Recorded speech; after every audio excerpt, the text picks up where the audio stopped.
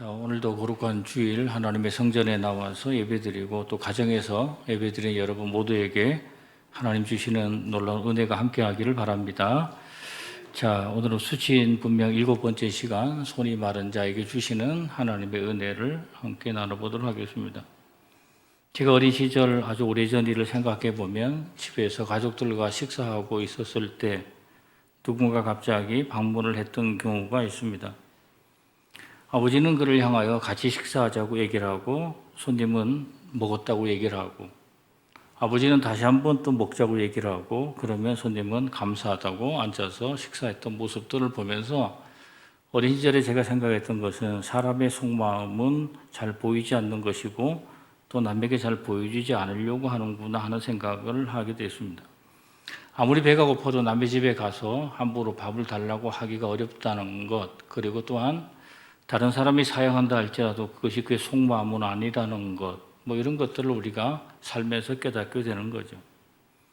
가진 사람들의 속마음들, 각각의 사람들이 가지고 있는 속마음들이 다 다른데 같은 집에 살고 있어도 종교가 다르기도 하고 또 정치적인 색깔과 견해가 다르기도 하고 그래서 인생이란 게 과연 뭘까?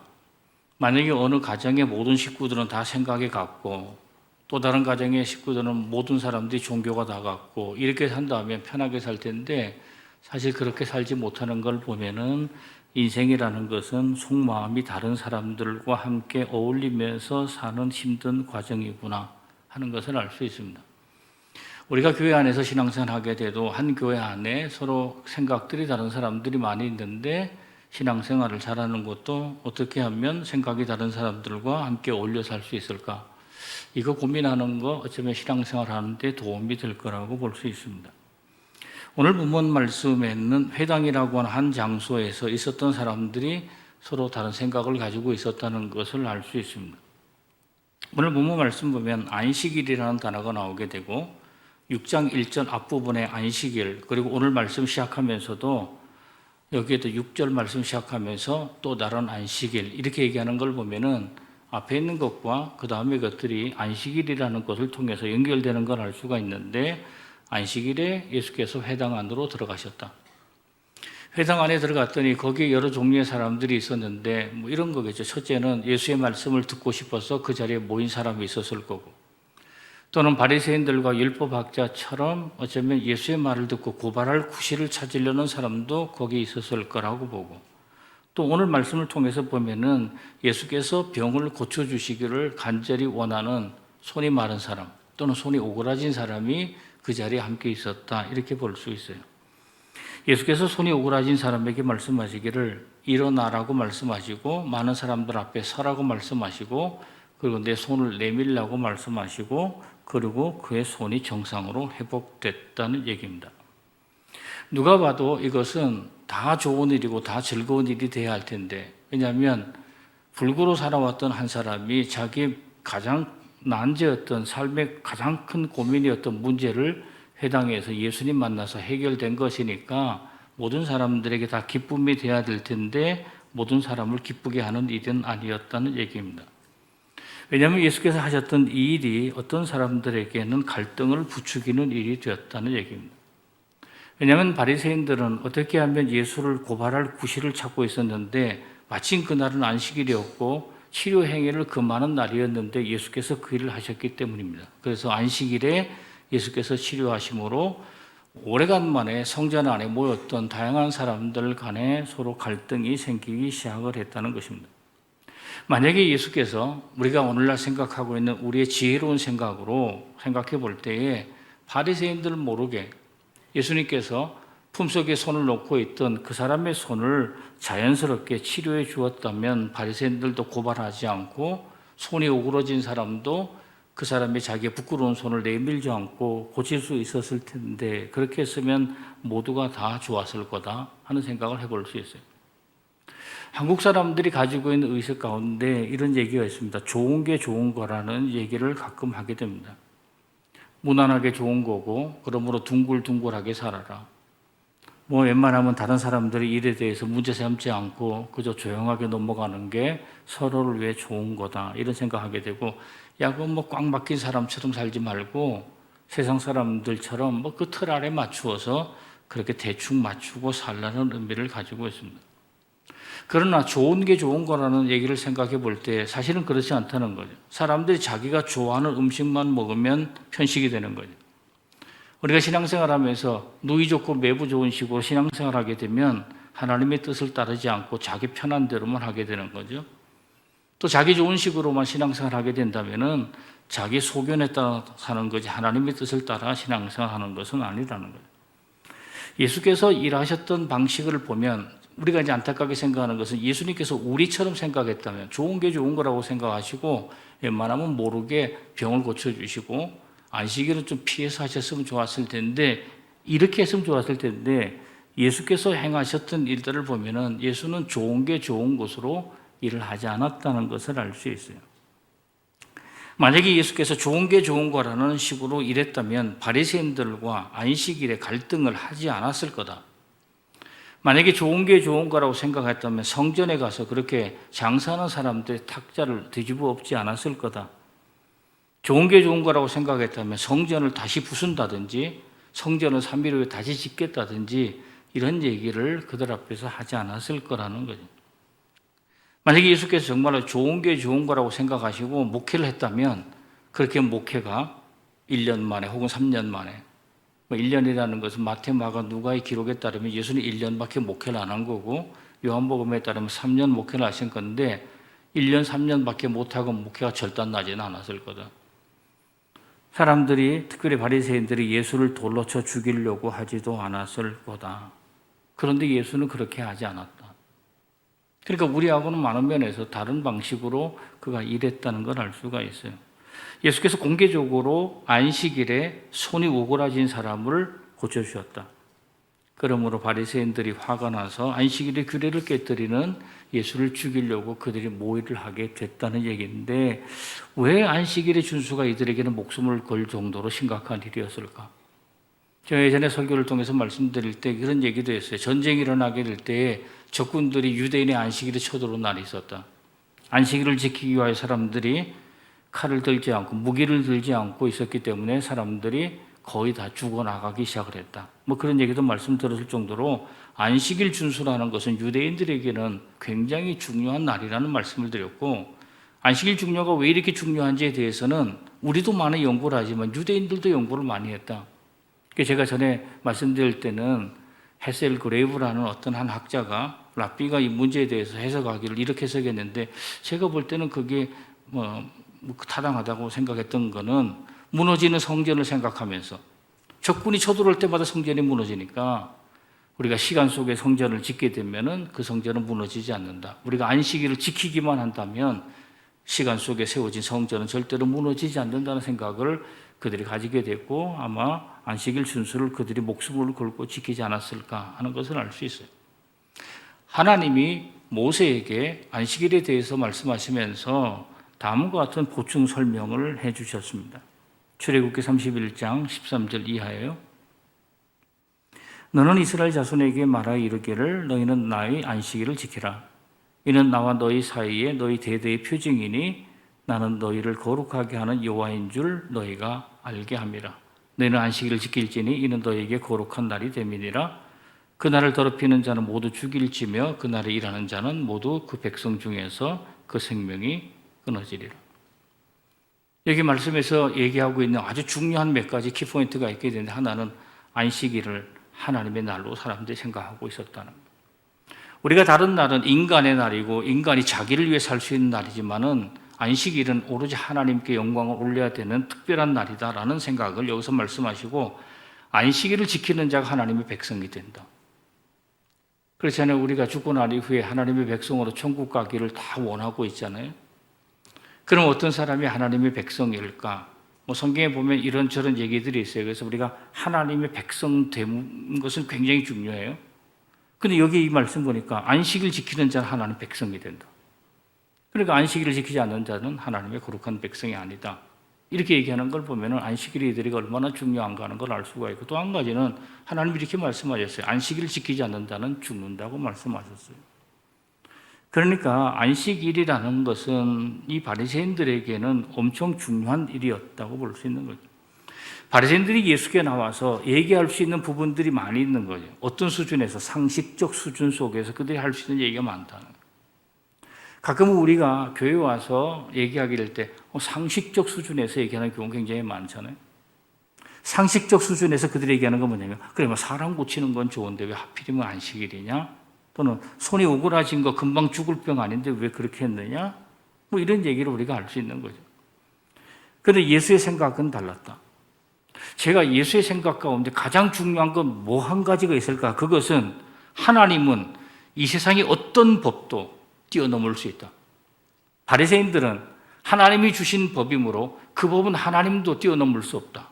이런 생각을 가지고 있는 거예요.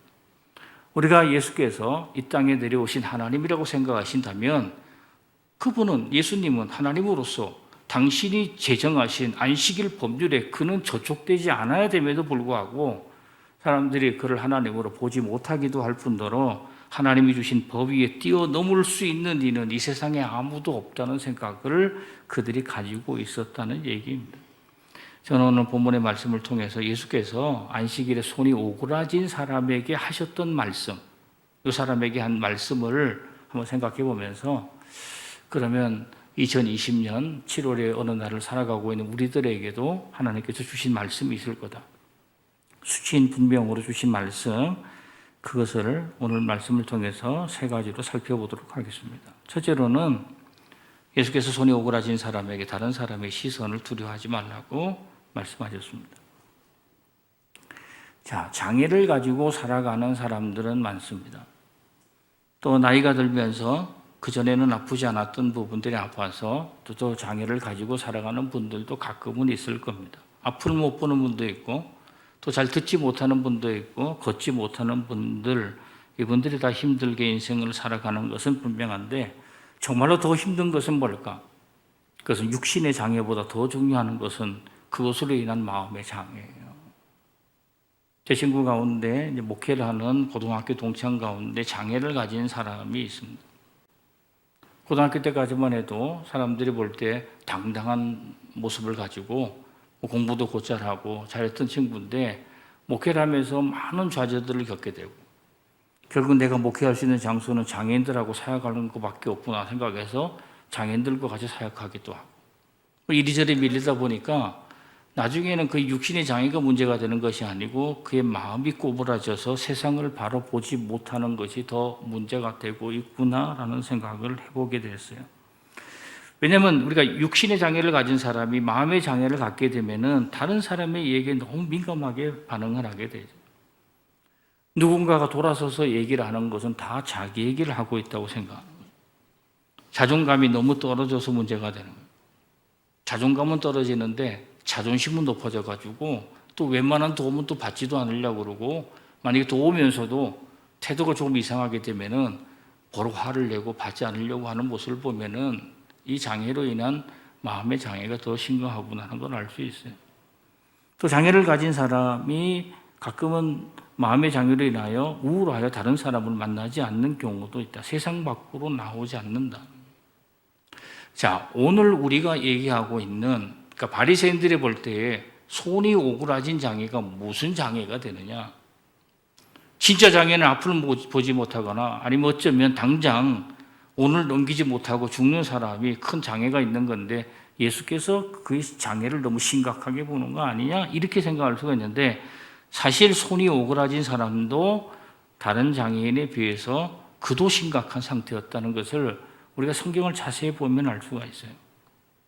손이 오그라진 사람은 선천적 장애를 가진 게 아니다라고 얘기를 하고 있어요. 우리가 외경 말씀 나사렛 복음서 같은 데 보게 되면 이 사람에 대해 소개하고 있는 것이 있는데 그는 원래 직업이 석공이었다. 돌을 망치로 깨가지고 건축 현장에서 일하는 사람인데 어느 날 망치를 잘못 써가지고 돌을 다듬는 과정에서 그가 상처를 입어서 장애를 입게 됐다. 뭐 이렇게 얘기를 하는데 중요한 것은 오늘 우리가 장애라는 단어에서 써 있는 그 헬라어 단어를 봐도 이것은 선천적 장애가 아니고 질병이나 사고로 인해서 후천적 장애를 얻은 거다.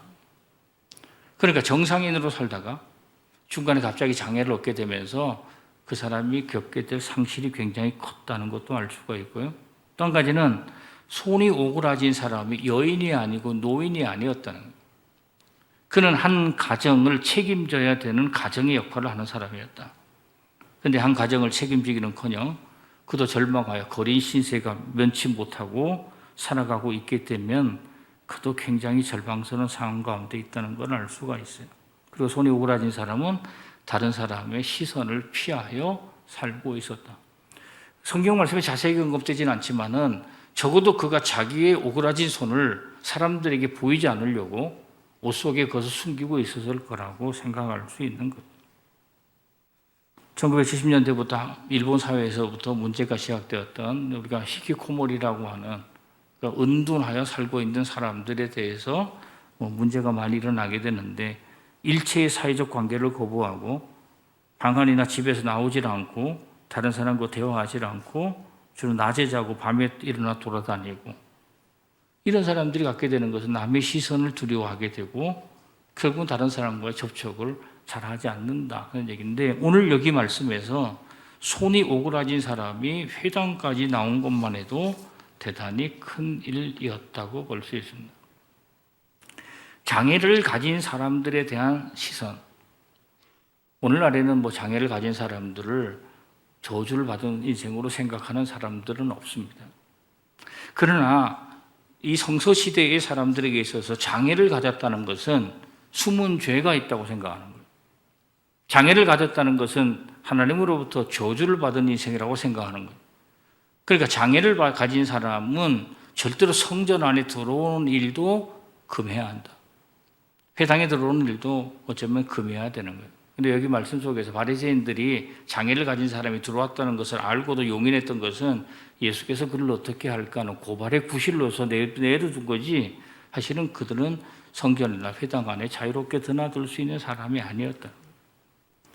최근까지만 해도 제가 이제 신학교를 30여 년 전에 졸업을 했습니다만은 그때에 제가 입학하게 될 때 장애인이 한 사람이 이제 입학을 하게 됐어요. 그때 이제 학교 당국에서 이런 고민들을 했다는 얘기를 듣게 되는데 왜냐하면 장애인이 하나님이 선택한 사람이 될 수 있는가? 왜냐하면 성경을 보면은 장애 있는 재물들은 하나님께 바치지 못한다고 되어 있어요. 그러니까 우리가 목회자가 된다는 것은 하나님께 우리의 몸을 바친다는 건데 장애가 있는 사람의 몸을 어떻게 하나님께 드릴 수 있는가? 이런 사고들을 최근까지도 가지고 있었다는 걸 보면은 성서시대 장애를 가진 사람이 회당이나 성전에 나온다는 것은 굉장히 어려운 일이라고 볼 수 있어요. 그런데 이 장애를 가진 사람이 회당에 나왔다는 것은 굉장히 중요한 의미를 가지고 있다. 왜냐하면 그 회당에는 한 예수님이 계시기 때문이다. 우리가 지금 이제 이 시간에 예배를 드리기 위해 성전에 나오셨고 또 가정에서 온라인 예배를 드리기 위해서 이 시간에 유튜브 동영상을 통해서 이 예배 참석하는 분들이 있을 거라고 생각하는데 이것이 왜 중요한가?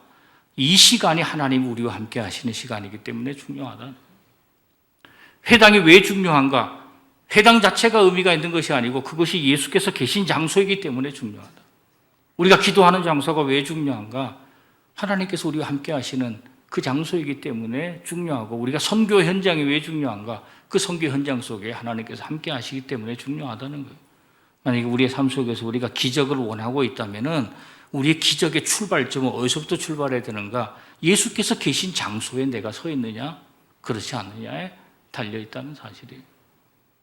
여러분들이 날마다 기도하시고 예배하시고 말씀 읽는 그 장소에 예수께서 함께하고 계시다면 여러분들은 기적이 출발할 수 있는 시작점 가운데 여러분들이 서 있다 하는 생각을 가질 수가 있어요.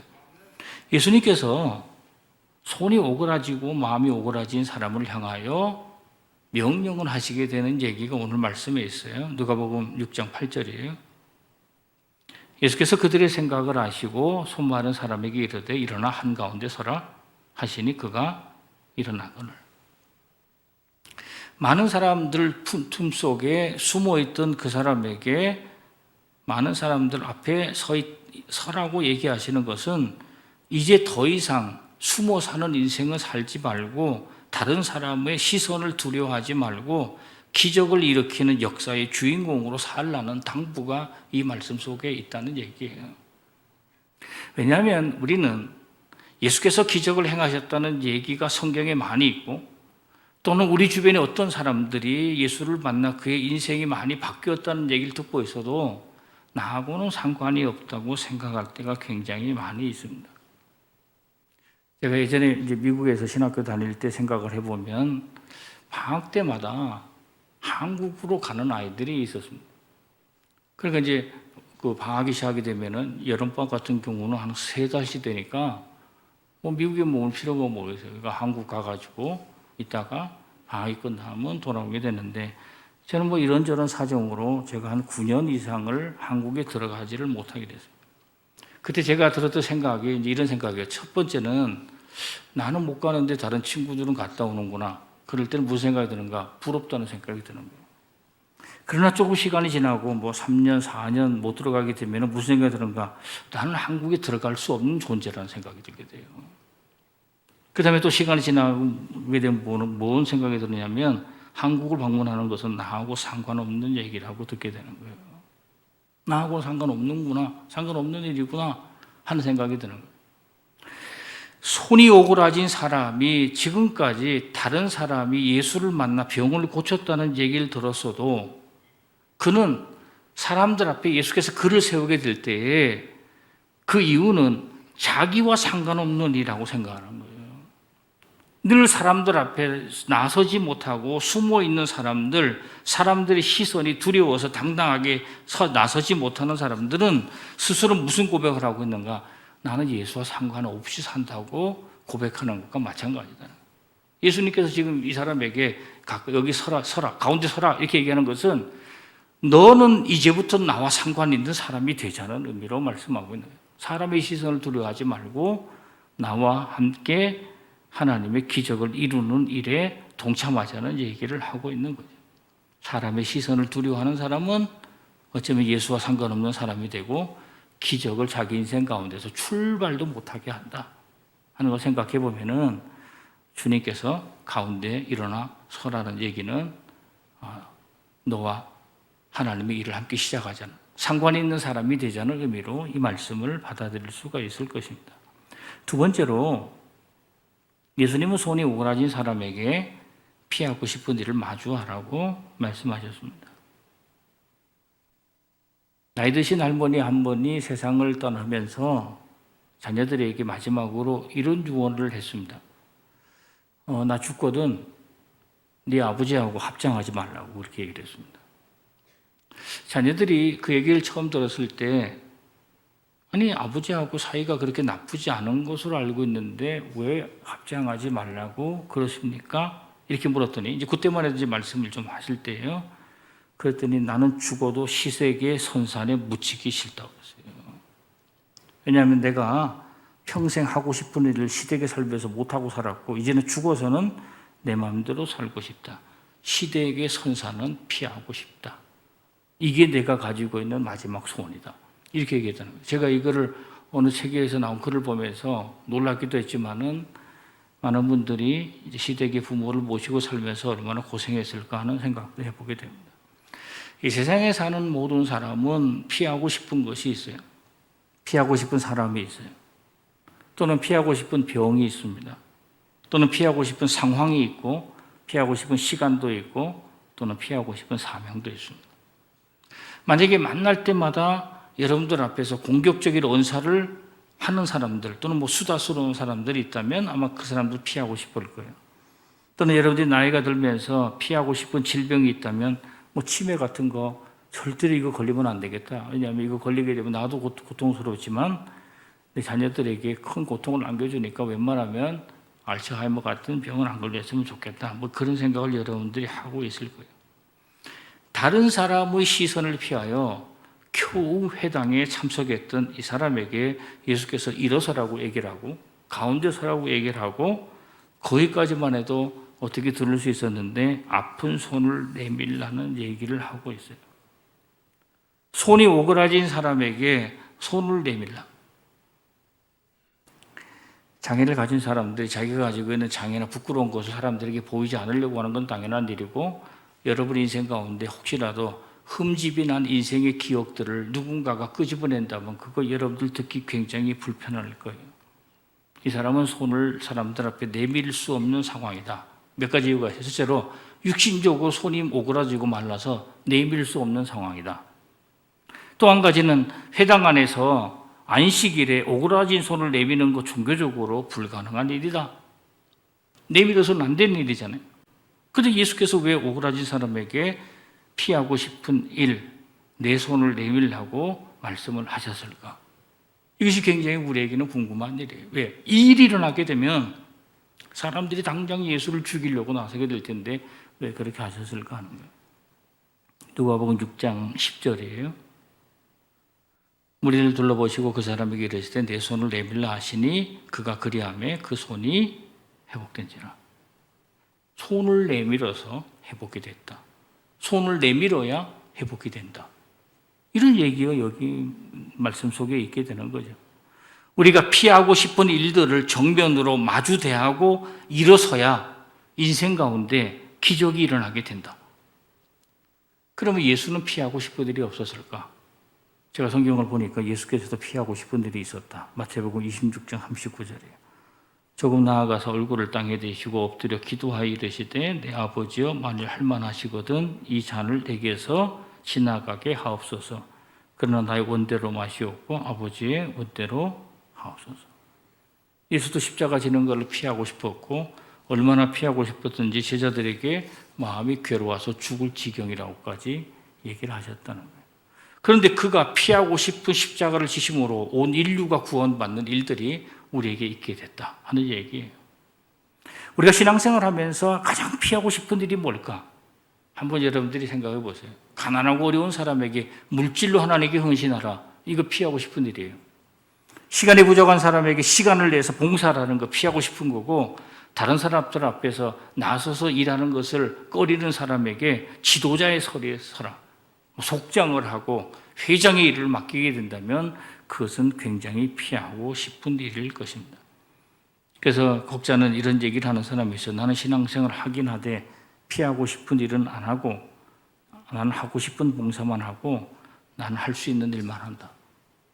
이렇게 신앙생활을 해도 신앙생활 안 하는 사람보다는 훌륭하게 신앙생활 하는 것은 맞는데 문제는 뭐냐? 기적이 일어날 가능성은 없다는 거예요. 만약에 내 인생에 정말로 하나님의 역사가 일어나기를 원하고 기적이 일어나기를 원한다면 그것은 피하고 싶은 일을 대적하고 그것에 마주서야 기적이 일어나게 된다는 것을 우리에게 알려주고 있어요. 여러분들 신앙생활 하면서 이것만은 내가 피했으면 좋겠다고 생각했던 것들 그 앞에 여러분들이 한번 당당히 서보시기를 바라고 그렇다면 여러분을 통하여 놀라운 하나님의 역사가 일어나게 될 수 있다는 얘기입니다. 마지막 세 번째로 예수님은 손이 오그라진 사람에게 나 좀 도와달라고 말씀하셨어요. 사람들이 종교를 선택하게 됐다. 한국 사회는 굉장히 종교적 사회입니다. 그러니까 많은 사람들이 대부분 다 종교를 가지고 있다고 볼 수 있어요. 우리가 개신교인도 있고 또 캐톨릭 교인들도 있고 또 불교인도 있고 유교인도 있고 또 무당집 찾아다니면서 전부는 샤머니즘을 믿는 사람들도 있는데 보통 종교를 선택했다는 것은 어떤 의미를 가지고 있는가? 나 그냥 교회 다니는 사람이야. 이런 정도의 의미가 아니잖아요. 종교를 선택했다는 것은 반드시 지켜야 될 계명이 있다는 것을 의미하고 있어요. 하지 말라는 것은 안 하고 하라는 것은 이제 하게 되는 거예요. 만약 여기 계신 여러분들이 불교를 믿는 사람들이라면 여러분들은 부처님이 가르쳐 주신 5가지 계명 5개를 반드시 지켜야 되는데 살생하지 말아야 된다. 도둑질하지 말아야 된다. 음행하지 말아야 된다. 거짓말하지 말아야 된다. 그리고 술을 먹지 말아야 된다. 여러분들이 이제 불교 신자가 됐다면 이 5가지를 지키기 위해서 애를 써야 돼요. 여러분들이 만약에 이슬람의 신자가 됐다면 여러분들이 이제 거기에서 금지하는 것들이 있는데 불법적으로 돈을 벌어서는 안 된다. 또 이자를 받아서는 안 된다. 또 불륜을 행해서는 안 된다. 살인을 해서는 안 된다. 술과 돼지고기를 먹어서는 안 된다. 이슬람 신자가 되었다면 여러분들이 반드시 지켜야 될 일이에요. 그럼 여러분들이 개신교 신자 또는 캐톨릭 신자가 되었다면은 여러분들은 모세를 통해서 말씀하셨던 계명을 지켜야 돼요. 우리가 모세를 통해서 우리에게 주신 계명이 이제 10계명이잖아요. 하나님의 다른 것을 절대로 섬겨서는 안 된다. 우상 만들면 안 된다. 하나님의 이름을 망령되이 일컬어서는 안 되고 안식일을 어겨서도 안 되고 살인하거나 간음하거나 도둑질해서도 안 되는 이 계명을 우리가 반드시 지켜야 되는 거예요. 만약에 우리가 이 십계명의 계명을 지키지 않게 된다면 우리는 아무리 내가 다른 일로 헌신을 많이 했다 할지라도 그것은 하나님의 계명과 관계된 일이 아니에요. 요즘에 사람들이 이제 신앙생활 하면서 중요하게 생각하는 거, 전도를 많이 해야 된다. 전도를 200명쯤 한다고 그래도 십계명 가운데 몇 가지를 여러분들이 어기게 된다면 그건 아무 소용이 없는 거예요. 집을 통째로 팔아 하나님께 헌금한다 할지라도 계명을 지키지 않으면 신자가 아닌 거예요. 그런데 바리새인들이 왜 종교적 전통 때문에 굉장히 힘들어하게 되는가? 십계명 외에 살면서 그들이 있어서 살면서 계속해서 자꾸 뭔가 쌓이는 법률들이 있게 됐다는 얘기예요. 그래서 사람들이 이제 성경을 보면서 바리새인들이 지켰던 계명의 종류가 몇 가지나 되는가? 그게 613가지가 됐다고 사람들이 찾아냈다는 거예요. 여러분 생각해 보세요. 십계명도 지키기가 어려운 판에 613가지의 계명을 여러분들이 지킨다면 이게 쉽게 지킬 수 있는 일이겠는가? 오늘날 여러분들에게도 십계명 외에 여러분들이 지켜야 될 계명들이 있어요. 물론 그 이제 시대에 따라서 없어지기도 하고 더 생기기도 하게 되는데 예를 들어 이런 거죠. 한 200년 전부터 그리스도인들은 술을 마시면 안 된다. 이게 사실 오래된 게 아니에요. 한 200년 전쯤부터 이런 역사가 있었고 또 한 가지는 부활절을 앞둔 사순절에는 고기를 먹어서는 안 된다. 이것도 기독교 역사상 중간에 어느 때부터 생기기 시작한 거고 종교개혁과 습인 걸리는 얘기하기를 오르간 같은 악기는 예배 때 사용해서는 안 된다. 우리는 지금은 이해가 안 가는 거죠.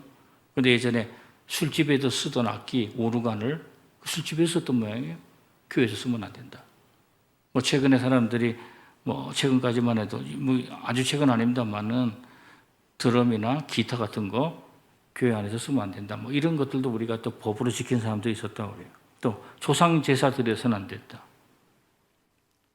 또 이런 것들이 저기잖아요. 그리스도인은 동성애자를 가까이 하면 안 된다. 또 그리스도인은 공산주의를 혐오해야 한다.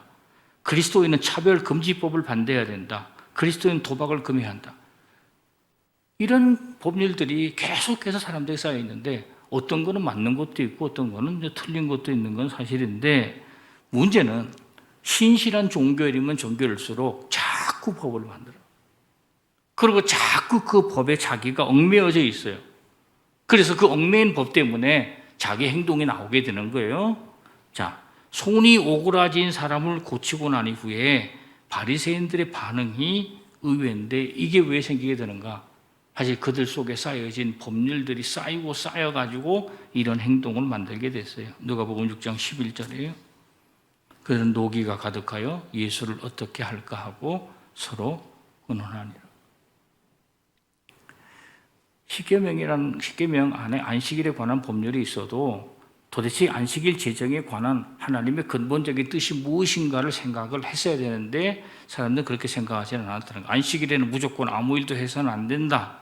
그러므로 예수께서 안식일에 뭘 했다고 하는 것을 사람들이 생각하면서 대단히 화가 났다. 이런 얘기를 하고 있고 마가복음은 이것에 대해서 좀 더 자세하게 설명하고 있어요. 마가복음 3장 6절이에요. 바리새인들이 나가서 곧 헤롯 왕과 함께 어떻게 하여 예수를 죽일까 의논하니라 그랬어요. 그 당시 이스라엘 사람들의 공동체가 몇 가지로 형성되는데 우리나라 같은 경우에는 이제 국회가 여당이 있고 야당이 있고 또 군소정당이 있잖아요. 그때 바리새인들이 있고 이스라엘 당시에는 또 사두개인들이 있고 그 다음에 헤롯 땅.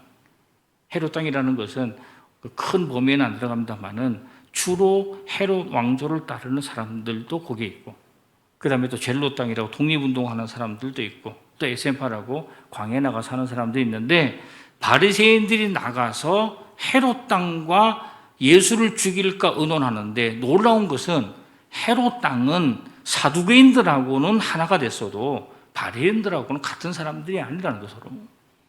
그런데 서로 마음을 합하지 않는 사람들이 이 일에 관해서는 하나가 됐다. 어떤 일에 관하여? 예수를 죽이지 않은 데는 사람들이 마음을 모았다는 얘기가 여기에 있어요. 그러면 왜 이 바리새인들이 자기들의 자존심까지 버리면서 왜 이렇게 하는가?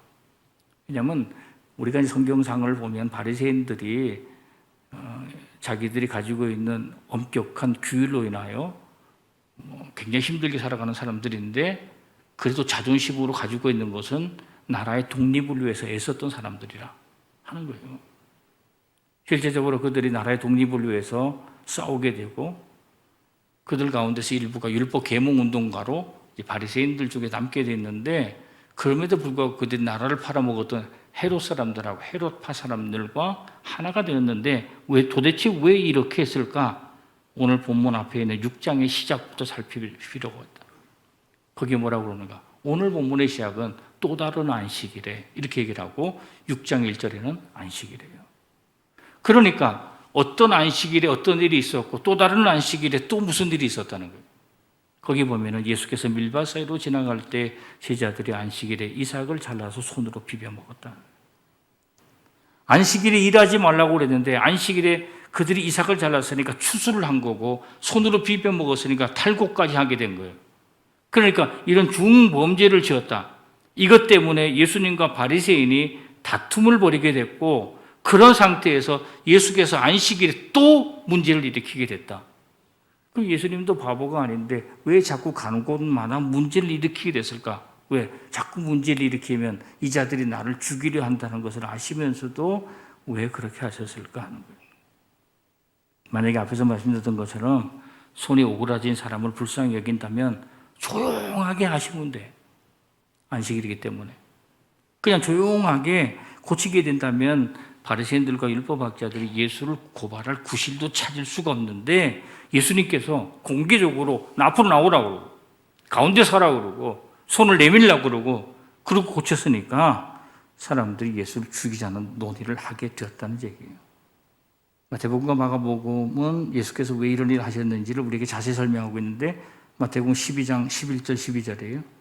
예수께서 이르시되 너희 중에 어떤 사람이 양 한 마리가 있어 안식일에 구덩이에 빠졌으면 끌어내지 않겠느냐? 사람이 양보다 얼마나 귀하냐? 그러므로 안식일에 선을 행하는 것이 옳으니라. 예수님이 하나님이라면 이것은 하나님의 뜻이에요. 안식일이 귀하지만 안식일 지켜야 하지만 안식일에 사람이 중요하고 안식일에 선을 행하는 것이 옳다. 이 얘기를 하셨고요. 그 다음에 마가복음 3장 4절 5절이에요. 그들에게 이르시되 안식일에 선을 행하는 것과 악을 행하는 것, 생명을 구하는 것과 죽이는 것 어느 것이 옳으냐 하시니 그들이 잠잠하거늘 그들의 마음이 완악함을 탄식하사 노하심으로 그들을 둘러보시고 그 사람에게 이르시되 내 손을 내밀라 하시니 내밀매 그 손이 회복되었더라. 지금 예수께서 손이 오그라진 사람에게 하고 싶은 얘기, 그게 지금 여기에 있는데 무슨 얘기를 하고 있는가? 너 내가 하는 일을 좀 도와줄래? 이렇게 물어보고 있는 거예요. 아니 이게 무슨 예수님께서 도와달라는 얘기입니까? 손을 내밀려고 그러는 거 아닙니까? 자, 손 내밀기가 굉장히 어려운 사람에게 내 손을 내밀어라. 이 손이 네 손이 내밀고 고쳐지는 순간 하나님의 뜻이 이 사람들에게 알려지게 된다. 그 하나님의 뜻은 뭐예요? 어떤 것도 하나님보다 앞설 수 없다는 거예요. 안식일의 주인은 하나님이시다. 그 사실을 내가 지금 하려고 하는데 너 나 좀 도와줄 수 있니? 이렇게 물어보는 거예요.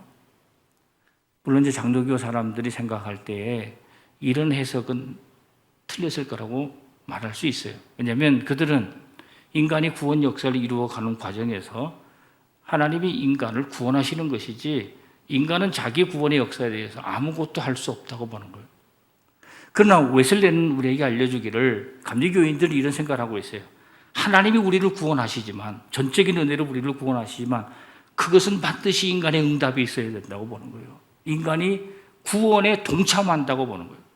이게 이제 어려운 단어로 시너기스틱 아이디어라고 얘기하는데 하나님과 신과 인간이 구원을 향하여 함께 협동한다는 건데 지금 예수께서 너는 이제 한 가지만 하면 되는데 내 부끄러운 손을 내밀어 다오. 내가 그거 해결하면서 너 병 고치는 것만 가지고 목적을 하는 것이 아니고 이 바리새인들에게 내가 한 가지 얘기를 하고 싶다. 너희들이 신주단지처럼 모시고 있는 안식일보다 더 크신 이가 있다. 그가 누구냐? 나라고 하는 거예요. 나 예수가 그것보다 더 훨씬 크다는 사실을 내가 이들에게 알려야 되는 그 시간에 너 작은 일 할 수 있니? 라고 물어보는데 내 부끄러운 손을 내밀라는 거예요. 제가 앞에서 말씀드렸던 것처럼 피하고 싶은 일들이 굉장히 많아요. 이것저것 안 했으면 좋겠다고 생각할 때가 많은 거예요. 근데 하나님이 그거를 해달라고 부탁하는 거예요. 왜? 그 일을 해야 너에게 기적의 역사가 나타나는 것뿐만 아니라 온 인류를 다스리시고 온 세상을 창조하시고 주관하시는 분이 하나님이시라는 사실이 드러나게 된다. 그걸 생각해 보면은 가끔 우리가 신앙생활 할 때 하기 싫은 일들이 있을 거예요. 피하고 싶은 일이 있을 거예요. 정말 손을 내밀라고 말씀은 들었지만 정말 죽기보다도 싫은 그런 명령들이 있게 될 때에 그 중에 주님이 원하시는 일이 많다는 것을 꼭 기억하시길 바라고, 주님이 원하시는 일을 함께 하셔서 놀라운 기적의 역사가 여러분들 인생 가운데 나타나시기를 주님의 이름으로 간절히 축원합니다.